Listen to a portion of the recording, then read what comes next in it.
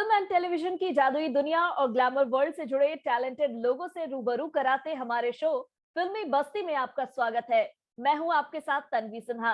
आज हमारे शो में आपकी मुलाकात एक ऐसी शख्सियत से कराऊंगी जिनको न केवल उनके क्राफ्ट में वर्सेटाइल, टैलेंटेड और स्मार्ट कहना, बल्कि पर्सनल लेवल पर भी यह कहना गलत नहीं होगा। आज हमारे साथ मुंबई से जुड़े हैं, 50 से ज्यादा मूवीज कर चुके एक्टर, प्रोड्यूसर है, साथ ही डेटा साइंटिस्ट हैं। हमारे बीच है मिस्टर सुदीप पांडे जी। आपका बहुत बहुत स्वागत है Sudeep ji. Thank you so much, thanks for having me. Sudeep ji, सबसे पहले हम आपके फिल्मी करियर के बारे में बात करें उससे पहले तो मैं जानना चाहूंगी कि आप बिहार से हैं और बिहार के गया से आपने पढ़ाई की, उसके बाद आपने इंजीनियरिंग की, आपने यूएसए में जाकर जॉब भी किया। ये सफर आपने कैसे तय किया और कितनी मुश्किलें आपको इस दौरान आई? जी, बचपन से मैं हीरो ही बनना चाहता था। मैं कुछ और बनना सोचा ही नहीं। फिर जो कुछ भी किया हीरो बनने के लिए किया। मैं पढ़ाई भी करता था तो ये सोचता था कि मुंबई में एक नौकरी मिल जाए और वहाँ जा पाऊँ और स्ट्रगल कर पाऊँ। तो पढ़ने में अच्छा था, फिर इंजीनियरिंग किया, इंजीनियरिंग करके मुंबई गया। फिर मैं देखा कि कोई किसी को हीरो नहीं बनाता है, छोटे रोल्स में करना नहीं चाहता था। जी। और अच्छे इंजीनियरिंग कॉलेज से इंजीनियरिंग किया था। सभी मेरे बैचमेट्स बाहर जा रहे थे, यूएस जा रहे थे, तो मैं सोचा मैं भी यूएस जाता हूँ, वहाँ से पैसा कमाऊंगा, वापस आऊंगा, तब फिल्म बनाऊंगा, एज ए हीरो अपने आप को लॉन्च कर पाऊंगा। वही किया। यूएस में था, दो दो जॉब्स करता था, दिन में कंपनी के लिए, रात में अपने फ्रेंड के कंपनी के लिए। लोग वीकेंड्स में कनाडा, मेक्सिको घूमने जाता था और मैं वो टाइम करता रहता था, क्योंकि मुझे कम समय में ज्यादा पैसे कमा कर वापस आने थे। क्योंकि फिल्म बनानी थी, बहुत बड़ी बात थी हमारे एक मिडिल क्लास फैमिली के, किसी भी मतलब जिस फैमिली से मैं बिलोंग करता था, एक फिल्म बनाना बहुत बड़ी बात होती है। तो जी। जब मैं वापस आया तो मैं भोजपुरी से शुरुआत किया, पहले अपनी भोजपुरी फिल्म बनाया। बिकॉज मेरे पास इतने रिसोर्सेज नहीं थे, नॉलेज नहीं था कि मैं हिंदी फिल्म बनाकर ऑल ओवर इंडिया उसको रिलीज कर पाऊँ। कंट्रोल नहीं था कुछ भी। कोई कांटेक्ट नहीं था। मुंबई में बिल्कुल अकेला था, किसी का कोई सपोर्ट नहीं, कोई गॉडफादर नहीं। तो मैं भोजपुरी फिल्म बनाया और उसको रिलीज किया। मैं खुद ही प्रोड्यूसर था, खुद अपने आप को लॉन्च किया था और खुद ही डिस्ट्रीब्यूटर भी था। और पहली फिल्म से ही मुझे दर्शकों का प्यार मिला, आशीर्वाद मिला। उसके बाद चीजें आसान होती चली गई। उसके बाद फिर मैं बाहर की भी फिल्म किया, खुद की भी फिल्म किया, काफी सीरियल्स किए। तो वहां फिल्म बनाने तक का सफर, रिलीज करने तक का सफर बहुत ही रोलर कोस्टर राइड था मेरे लिए। चढ़ जी। गया था, सीखता भी था, करता भी था। बहुत एडवेंचरस था। जी, कभी भी आपको लगा जब आपने काम किया बॉलीवुड में, जैसे आप बता रहे हैं कि कुछ आपने मूवीज की, आपको एज अ आउटसाइडर फील हुआ? या जब आप फिल्म इंडस्ट्री में आए थे भोजपुरी में भी, जबकि एक तरीके से कहे तो वो बिहार यूपी के लिए तो अपनी इंडस्ट्री है, लेकिन फिर भी कहीं ना कहीं जो जिनका बैकग्राउंड नहीं होता है फिल्म से जुड़ा हुआ, उन्हें मुश्किलें तो आती हैं। आपने कभी ये सब फेस किया? मुझे पता था ये मुश्किलें तो आएंगी, किसी भी नए फील्ड में होता ही है। मेरा कोई सिखाने वाला नहीं था, तो मैं बहुत गलतियां किया। मुझे इस लाइन का भी कुछ पता नहीं था। तो बहुत सारी गलतियां की, बट गलतियां करके सीखता गया और अब उन गलतियों को मैं दोहराता नहीं था। तो धीरे धीरे चीजें आसान होती गई, मैं धीरे धीरे एक्वेंटेड होता गया, लोग भी एक्सेप्ट करते चले गए। और ट्रिक्स ऑफ द ट्रेड मुझे एक्चुअली पता नहीं था। तो हम्म। सुपर हिट देने के बाद भी मेरे पास फिल्में शुरुआत में बहुत कम रहती थी। बहुत चूजी था मैं। फिर धीरे धीरे रियलाइज किया कि नहीं, इतना चूजी नहीं होना चाहिए। और भोजपुरी इंडस्ट्री में अगर हम चूजी हो जाए तो फिर कोई फिल्म कर ही नहीं पाऊंगा। बिकॉज यहाँ बहुत कम ही ऐसी फिल्में हैं जो बहुत ही ज्यादा पारिवारिक या फिर वैसी बनती थी। तो मैं धीरे धीरे ढलता गया और धीरे धीरे सीखता गया। लोग भी अपनाते गए। जी, अभी आपने चर्चा की भोजपुरी फिल्म इंडस्ट्री की, तो थोड़ा सा इस पर मैं जानना चाहूंगी। कहीं ना कहीं बाहर के जितने भी लोग हैं जो वो भोजपुरी फिल्म इंडस्ट्री को देखते हैं तो एक अलग ही नजर से देखते हैं। उन्हें लगता है कि इसमें पारिवारिक मूवीज नहीं बनती है, एक अलग ही जॉनर की उसमें मूवीज बनती है। लेकिन जो मूवीज देखते हैं उन्हें पता है कि it's amalgamation of both the kinds of movies. तो उसको लेकर आप कुछ कहना चाहेंगे? जी देखिए, ये भोजपुरी का जो दूसरा दौर है, मैं इसको दूसरा दौर बोलूंगा, क्योंकि पहला दौर वो कुणाल जी का और राकेश पांडे जी का, वो जो दौर था वो एक बहुत ही अच्छा गोल्डन एरा था हमारे भोजपुरी जी। का। बट ये जो दूसरा दौर शुरू हुआ, शुरुआत पहली फिल्म अच्छी थी, ससुरा बड़ा पैसा वाला, जिससे ये दूसरा दौर शुरू हुआ। बट बाद में लोगों ने इसको मतलब एक ठप्पा लगा दिया कि भोजपुरी फिल्म है तो उसमें आइटम सॉन्ग होगा, ठाकुर होगा, एक वही पैटर्न, एक ही पैटर्न पर सभी फिल्में बनी। कोई रिस्क ही नहीं लिया, कोई साफ सुथरी अच्छी फिल्म बनाना सोचता ही नहीं था। या फिर सोचा भी तो अगर साफ सुथरी फिल्म भी होती थी तो उसमें एक दो आइटम सॉन्ग इतने घटिया होते थे कि आप और हम अपने परिवार के साथ देख नहीं सकते हैं। इसीलिए मैं चूजी था, इसीलिए मैं बहुत कम फिल्म किया। शायद अगर मैं पिछले 5-6 साल में तो मैं एक भी फिल्म नहीं किया, मैं हिंदी फिल्म बनाने चला गया। मुझे लगा कि जब वही फिल्में आ रही हैं, मुझे सेटिस्फेक्शन नहीं मिल रहा था। मैं अमेरिका ऐसी फिल्में करने नहीं आया था। भोजपुरी मुझे लगता था कि एक स्टेपिंग स्टोन है, उसके बाद फिर मुझे हिंदी करना चाहिए। बट अभी अभी क्या हुआ है कि ये जो जब से कोविड आया है, तब से सभी सिनेमा हॉल्स बिहार में बंद हो गए हैं। और अभी जो फिल्में कोविड के बाद, कोविड जब से फैला है, तब से लोग रियलाइज किए हैं कि अब थिएटर का मार्केट बहुत कम होगा, ऑलमोस्ट 10% हो गया। और जो मेन मार्केट होगा वो सैटेलाइट के लिए, वो ओटीटी के लिए। तो अच्छी फिल्में बननी शुरू हो रही हैं। तो फिर इस मुझे लगता है ये तीसरा दौर शुरू होगा, और इस दौर के लिए मैं प्रिपेयर्ड हूँ। ये ऐसी फिल्में बनेंगी जो पारिवारिक होंगी, जो फिल्में करने में अमेरिका से यहाँ इंडिया आया था। तो अभी मुझे अच्छा लग रहा है। मैं 3 फिल्में जो साइन किया हूँ वो सभी अच्छी फिल्में हैं। और अगर मैं वैसी सभी फिल्में किया होता उसी ढर्रे की जैसी आप बता रही हैं, तो आज शायद मैं एक 100 फिल्म कर लिया होता, सेंचुरी मार दिया होता। बट मैं घर बैठना पसंद करता था, वैसी फिल्म करना नहीं पसंद करता था। आज मैं बहुत शान से बहुत बोल सकता हूँ आपको कि आप यूट्यूब पर जाइएगा, मेरे सैकड़ों गाने हैं, बट एक भी गाना, एक भी डायलॉग आपको वल्गर नहीं मिलेगा। एक भी ऐसा आपको मेरे मतलब कोई सीन नहीं मिलेगा जिसमें आपको फुहड़ता नजर आएगी। मैं सेट पर डायलॉग्स चेंज करवा देता था। जब भी कोई फिल्म साइन करता था तो डायरेक्टर के साथ 2-3 दिन मेरे घर पर लगातार मीटिंग होती थी, और जहां मुझे लगता था कि चेंज होना चाहिए या फुहड़ता या ऐसा कुछ स्कोप दिख रहा है, तो मैं डिस्कशन करके वो सीन्स को हटा देता था। और जब मुझे लगता था कि नहीं, डायरेक्टर बहुत स्टबर्न है, नहीं चेंज होगा, तो मैं फिल्म ही नहीं करता था। मैं घर बैठ जाऊंगा बट ऐसी फिल्म नहीं करूंगा। धब्बा नहीं लगना चाहिए, मेरे संस्कार भी मुझे अलाउ नहीं करते। जी, सुदीप जी, कहीं आपको ये इस दौरान लगा कि क्योंकि आपने एक अच्छी शिक्षा ली थी, आप बाहर भी काम कर चुके थे, और कहीं न कहीं अगर हम देखें तो इंडस्ट्री में भी मेल और फीमेल को लेकर बायसनेस तो रहता ही है। वैसे में क्या आपको एडवांटेज रहा, क्योंकि अगर आपने अपने पसंद से चूज़ किया किसी चीज़ों को, तो आपके पास एक अल्टरनेटिव था, लेकिन बहुत सारे ऐसे इंडस्ट्री में लोग हैं जिनके पास अल्टरनेटिव नहीं होता है, और वो इसी तरह के कंटेंट को एक अपना स्टेपिंग स्टोन समझते हुए आगे बढ़ते हैं। मुझे लगता है कि फिल्म लाइन एक बहुत ही डाइसी इंडस्ट्री है, बहुत ही अनस्टेबल, वर्ल्ड का सबसे अनस्टेबल जॉब है। हुँ, हुँ। तो इस पर किसी को भी डिपेंडेंट नहीं होना चाहिए। कोई बड़े स्टार भी डिपेंडेंट नहीं होते हैं, हर किसी का अपना अलग बिजनेस होता है।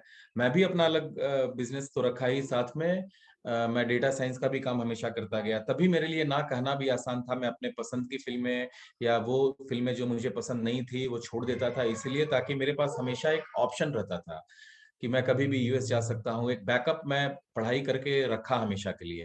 हुँ, हुँ। तो जिनके पास मतलब फैमिली बैकग्राउंड कोई बिजनेस का नहीं है, तो उन लोगों को चाहिए कि अपना एक बिजनेस करें, या फिर अपना कोई एक सपोर्ट होना चाहिए, सपोर्ट सिस्टम होना चाहिए। पढ़ाई चाहे तो ऐसा कुछ करके रखें कि हमेशा एक जॉब कर सकें। तो ये हमेशा मेरा एक प्लस पॉइंट रहा, जिसकी वजह से मैं कभी कॉम्प्रोमाइज नहीं किया सीन्स को लेकर या मूवी को लेकर। तो यही मुझे लगता है हर किसी के लिए होना चाहिए। जो मैं किया, जो मुझे लगता है, जी, जी, बिल्कुल। वो मैं आपको बता। जी, वही सुदीप जी, आपने बताया कि अभी आप फिलहाल बॉलीवुड के कुछ प्रोजेक्ट्स पे काम कर रहे हैं। उसके बारे में आप कुछ बताना चाहेंगे हमें? मेरा बॉलीवुड में जो स्टार्टिंग रहा वो अच्छा नहीं रहा। भोजपुरी फिल्म देखिए डेस्टिनी होती है। हुँ, हुँ। मुझे जब कुछ भी नहीं आता था, फिल्म का टेक्निकल कुछ भी नहीं आता था, एक्टिंग भी कैमरे के सामने मैं कभी नहीं किया था। मुझे जब कुछ नहीं आता था तो मैं सब कुछ सीख भी लिया, 6 महीने में फिल्म भी बन गई, 7वें महीने रिलीज भी कर दिया, ओवरनाइट स्टार भी बन गया, फर्स्ट डे फर्स्ट शो ही हर जगह हाउसफुल हो गया, हंगामा हो गया। बट जब हिंदी फिल्म बनाने गया तो हर मोड़ पर बड़े बड़े ऑब्स्टेकल्स आते चले गए। शायद ये डेस्टिन नहीं था कि स्मूथली कुछ हो जाए। मैं फिल्म बनाया तो बहुत सारे प्रॉब्लम्स आने शुरू हो गए। उसी वक्त डिमोनेटाइजेशन हुआ। मेरे 3-4 बिल्डर्स ने मुझे धोखा दिया। मेरा रियल एस्टेट का भी बिजनेस था, तो मेरे काफी प्रॉपर्टीज फंस गए। फिर मैं काफी केसेस, आप गूगल में जाएंगे सुदीप पांडे आप देखेंगे बिल्डर, तो आपको बहुत सारे केसेस भी मिल जाएंगे। ये सब लीगल केसेस हुए। उसके बाद फिर ये फिल्म अच्छे से रिलीज करने के बाद भी, बिहार झारखंड में अच्छा मेगा रिलीज करने के बाद, सभी मॉल्स में अच्छा परफॉर्मेंस देने के बाद भी, फिर देखिए कोविड आ गया। अब कहाँ कहाँ एक इंसान लड़ सकता है, कोविड से तो पूरी दुनिया परेशान है। तो मैं भी अपनी फिल्म को ऑल ओवर इंडिया रिलीज नहीं कर पाया। तो वहां पर शायद डेस्टिनी में नहीं था। बट आई एम हैप्पी, बिना किसी सपोर्ट के, बिना किसी गॉडफादर के आज अगर मेरे 30-40 करोड़ फैंस हैं तो ये कोई छोटी बात नहीं है। मैं खुश हूँ, भगवान जो करते हैं अच्छे के लिए करते हैं। And I am quite content and satisfied. आगे भी जो करेंगे अच्छा करेंगे। जी बिल्कुल, आपके बहुत सारे चाहने वाले हैं, आपके मूवीज को बहुत सारे लोगों ने पसंद किया है और एक जर्नी है हमारी लाइफ, हम अपने लाइफ में धीरे-धीरे चीज़ों को सीखते हैं और आगे बढ़ते जाते हैं। कोई ज़रूरी नहीं है कि हमारे पास कोई बैकग्राउंड हो और हम सीधे ही अमिताभ बच्चन या मे बी शाहरुख खान या कुछ भी इस तरह के टॉप एक्टर्स बन जाएँ। समय लगता है हर चीज़ों को। मैं आपसे बात कर रही थी, आपने कुछ बॉलीवुड के प्रोजेक्ट्स अभी शुरू किए हैं या किसी में आप काम कर रहे हैं? उसके बारे में आप कुछ बताएं या अपकमिंग कुछ आगे आने वाले सालों में हम अगर कुछ देखेंगे। मैं भोजपुरी फ़िल्में जो कर रहा हूँ, अब कोई भी मेरी फ़िल्म हिंदी फ़िल्म से कम नहीं होगी। हिंदी फ़िल्म हम्म। बनाकर मैं बहुत कुछ सीखा। जी जी जी। बहुत बड़ी मूवी मैं बनाया था, 9 कंट्रीज़ में शूट किया था, मलेशिया, इंडोनेशिया और सभी बड़े टेक्नीशियंस के साथ काम किए। करण जौहर की जी की जो पूरी टीम है, वो हमारे साथ काम की है। संजीव दर्शन जी का म्यूज़िक, कहीं से भी मैं कोई कसर नहीं छोड़ा था बिकॉज़ मेरी लॉन्च हुई थी, तो I wanted to give my best and do it with a bang और डोंट डू इट। तो वो फ़िल्म करके मुझे इतना एक्सपीरियंस हो गया है कि अब मैं जो भी फ़िल्म बनाऊँगा, अब अपने लेवल को ऐसा नहीं कोई देखकर बोलेगा कि ये भोजपुरी फ़िल्म है, इसका स्तर कम है। कोई भी हमारी फ़िल्म को देखेगा तो बोलेगा कि अरे ये हिंदी फ़िल्म से कहीं भी कम नहीं है। और गंगाजल और अपहरण जैसी फ़िल्में जो बनी थी, हम्म। भोजपुरी बैकग्राउंड की मूवी थी बट ऑल ओवर इंडिया में उन मूवीज़ को अप्रिशिएट किया गया, प्रकाश झा जी की फ़िल्मों को। और ऐसी बहुत सारी फ़िल्में हैं, हिंदी की जो भोजपुरी बैकग्राउंड पर बनी है और नेशनल लेवल पर बहुत अच्छा, इंटरनेशनल लेवल पर भी इनको अप्रिशिएट किया जाता है। तो मैं वैसी भोजपुरी फ़िल्म बनाऊँगा जिसका बैकग्राउंड भोजपुरी का होगा, बिहार का होगा, झारखंड का होगा, यूपी का होगा, जिससे लोग हमारे भोजपुरी भाई लोग रिलेट करेंगे, बट उसका स्टैंडर्ड कहीं भी इन मूवीज़ से कम नहीं होगा, अपहरण और गंगाजल से। तो ये हिंदी फ़िल्म करके मैं सीखा हूँ। ये भी मुझे बहुत अच्छा लगता है, जी, अभी जो ऐसे फ़िल्में भी बन रही हैं। अभी ज़रूरत यही है कि अगर हम भोजपुरी इंडस्ट्री की बात करें तो उसमें कुछ चेंजेस आने की ज़रूरत है और जो बिल्कुल, ऑलरेडी लोगों को एक्सपेरिमेंट करना चाहिए, अच्छी फ़िल्में बनानी चाहिए और अब ज मुझे लगता है कि ट्रेंड चेंज होगा, जैसा कि मैं बता रहा था कि सैटेलाइट और इसके लिए अब महिलाओं के लिए फ़िल्में बनेंगी। पहले सिर्फ़ एक ख़ासकर रिक्शा वाले और मतलब वैसे लोग जो सिंगल स्क्रीन थिएटर्स में जाकर मूवीज़ देखते थे, उनके लिए मूवीज़ बनती थी, अब परिवार के लिए फ़िल्म बनेगी। जी, जी, सुदीप जी, अभी आप जब बता रहे थे तो मुझे एक सवाल दिमाग में आया था कि जैसे आपने बताया था कि भोजपुरी फ़िल्म इंडस्ट्री में आप कोशिश कर रहे हैं कि उसमें अच्छी मूवीज़ लाए जाए जो कि एट पार विथ गंगाजल मूवी, आरक्षण मूवी जैसी होगी। यहाँ पर एक हम डिफरेंस देखते हैं कि जब वही मूवीज़ बॉलीवुड इंडस्ट्री में बनती है, जैसे हमने देखा था कि आनंद सर पे बनी थी सुपर 30 तो उसमें जो एक्टर उन्होंने लिया था वो बॉलीवुड के एक्टर थे। आरक्षण मूवी में अगर पृष्ठभूमि कहीं की भी हो लेकिन वो एक्टर्स लेते हैं बॉलीवुड में जो मतलब दूसरे स्टेट के होते हैं तो ये कहीं ना कहीं डिफरेंस तो रहता है अगर वो बात करें अगर भोजपुरी मतलब बिहार की यूपी की तो वहां के एक्टर्स को क्यों नहीं लेते हैं वो रिप्रेजेंटेशन ज्यादा बेहतर कर पाएंगे। मैम एक्चुअली प्रॉब्लम ये है कि कोई अभी शत्रुघ्न सिन्हा जी के बाद में कोई हिंदी के हीरो इस्टेब्लिश हो ही नहीं पाए। भोजपुरी के मतलब अपने बैकग्राउंड के, आप बिहार का भी कोई भी हीरो नहीं है हिंदी में, तो हम्म। वो कैसे लेंगे बताइए? अगर उनको हिंदी फिल्म लेनी है, उनको मार्केटिंग करनी है, तो अपने एक शत्रुघ्न सिन्हा जी लास्ट थे, उसके बाद मनोज वाजपेयी जी अभी विलेन है, बट एक भी हीरो नहीं है जो हिंदी में अपने आप को इस्टेब्लिश कर पाया, तो कहाँ से लेंगे? मौका दिया नहीं तो फिर यूपी का भी कोई स्टैब्लिश कैसे होंगे जब जी इंडस्ट्री ने मौका ही नहीं दिया तो स्टैब्लिश कैसे होंगे तो ये तो एक लूप की तरह काम सुशांत सिंह करता है। राजपूत एक थे जो इस्टेब्लिश हो हम्म। रहे थे, बट गलती से अब ऐसा हो गया, हादसा हो गया। और मौका तो नहीं मिलता है, मैं तो बता रहा हूँ, वो दौर गया जब धर्मेंद्र और मिथुन चक्रवर्ती और ये स्ट्रगल करके बन जाते थे, अब वो दौर रहा ही नहीं। अब सिर्फ पैसे का खेल हो गया है।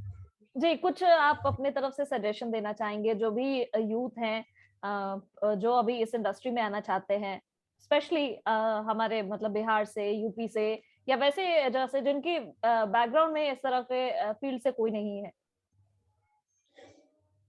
मैं यही कहना चाहूँगा कि ज़िंदगी को खेल की तरह नहीं लें, जुए की तरह नहीं खेलें ज़िंदगी को। जुआ नहीं है ज़िंदगी। तो हमेशा एक सिक्योर कुछ अपना करके चलें लाइफ को, या पढ़ाई कर लें, जब तक उनको पढ़ने का मौका मिलता है 20-22 साल तक वो भूल जाएं कि फिल्म इंडस्ट्री है। जब मैं पढ़ रहा था तो फिल्म देखता था, मैं भागकर फिल्म देखता था, स्कूल से डेली एक फिल्म देखता था, लेकिन रात भर पढ़ाई करता था। 24 घंटे में 3 घंटे फिल्म देखता था, 1 घंटे भागने में लगता था, लेकिन बाकी 20 घंटे में अगर 6-7 घंटे सोता था तो 13 घंटे मैं पढ़ाई ही करता था। तो अपना फोकस बचपन से अगर एक्टर ही बनना है तो अपना फोकस अपना डिस्ट्रैक्ट नहीं होने दे पढ़ाई से, पढ़ाई करते रहें जब तक पढ़ने का उम्र है, क्योंकि उम्र दोबारा नहीं आता है। तो पढ़ाई है तो हर चीज है, पहले पढ़ लें, इस काबिल बन जाए कि कभी भी अगर फिल्म में अगर उनको उनके मन लायक या नहीं हो पाया, अगर उनके किस्मत में होता है, अगर नहीं जी अगर हो पाया, तो अपने अपने माँ बाप के ऊपर डिपेंडेंट नहीं हो जाए, परिवार के ऊपर डिपेंडेंट नहीं हो जाए, लाइफ उनके लिए एक बोझ नहीं हो जाए। सबसे पहले तो मैं ये बोलूंगा। और फैमिली बैकग्राउंड है, पैसा है, तो फिर तो हर चीज सेफ है। जी जी सुदीप जी, बहुत अच्छा लगा आपसे बात करके, और हम उम्मीद करते हैं कि आप आगे भी ऐसे ही और भी बहुत सारे मूवीज में हमें नजर आए, ऐसी मूवीज बनाए जहां पर जो भी नए मैं टैलेंट है अभी वो काम आपको करे। एक बात जी बताना चाह रहा हूँ। अभी जी जो जी। मैं फिल्में बना रहा हूँ हम्म उसमें मैं मोस्टली बिहार और झारखंड में ही शूटिंग करूंगा। हम्म। झारखंड में अभी टाटा नगर में हम लोग फिल्म बनाने भी जा रहे हैं, वहाँ सभी अपने कलाकार मेरे फिल्म में, मैं काफी लोगों को मौका देता था। पहली फिल्म में मैं एक डायरेक्टर को मौका दिया था, भोजपुरी में ब्रेक दिया था, हैरी फर्नांडिस, वो बड़े डायरेक्टर बन गए थे। फिर मंजुल ठाकुर को अगली फिल्म में ब्रेक दिया, उनके असिस्टेंट को, वो भी बड़े डायरेक्टर आज हैं। फिर बहुत सारे हीरोइंस को, बहुत सारे एक्टर्स को मैं मौका दिया शुरुआत में। अब मैं जब वापस प्रोडक्शन शुरू कर रहा हूँ भोजपुरी का, तो काफी लोगों को मौका दूंगा, मुझे अच्छा लगता है। क्योंकि मुझे लगता है देखिए, हर कोई तो अमेरिका नहीं जा सकता मेरी तरह, हर कोई तो फिल्म नहीं बना सकता। तो जितना मैं कर सकता हूँ मेरे हाथ में, मैं जरूर सबको मौका दूंगा। भले छोटा रोल रहेगा, लेकिन आपको एक प्लेटफॉर्म जरूर दूंगा कि आप अपने आप को प्रूव कर सकें। और मुझे अच्छा लगता है कि आज मैं फिल्म बनाता हूँ, तो मुझे ऐसा लगता है कि जो मैं कभी मेरे लिए कोई नहीं किया, आज अगर मैं दूसरों के लिए कर पाता हूँ, तो मुझे बहुत ही सेटिस्फैक्शन फील होता है मुझे। थैंक यू सुदीप जी, आपसे बात करके बहुत अच्छा लगा, आपने इतना समय हमें दिया।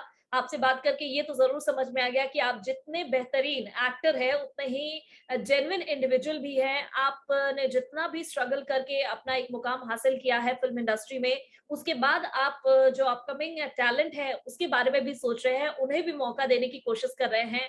आपका बहुत बहुत धन्यवाद इन सभी चीजों के लिए। और हम बहुत सारी शुभकामनाएं आपको देना चाहेंगे आपके अपकमिंग प्रोजेक्ट्स के लिए। साथ ही थैंक यू सो मच आप व्यूअर्स। आपको अगर ये वीडियो पसंद आया हो तो इसे लाइक करें, शेयर करें, कमेंट के जरिए हमें बताएं कि आप और किस तरह के कंटेंट चाहते हैं, कोई सजेशन देना चाहते हैं, जरूर हमें बताएं। हमारे चैनल को जरूर सब्सक्राइब करें, साथ ही बेल आइकन दबा दें ताकि जब भी मैं न्यू वीडियो अपलोड करूं आपको उसके बारे में अपडेट मिल जाए, क्योंकि अब आपको डिफरेंट डिफरेंट अच्छे अच्छे कंटेंट्स लगातार मिलते रहेंगे। तो प्लीज अपना सपोर्ट मेरे साथ बनाए रखें। Thank you so much.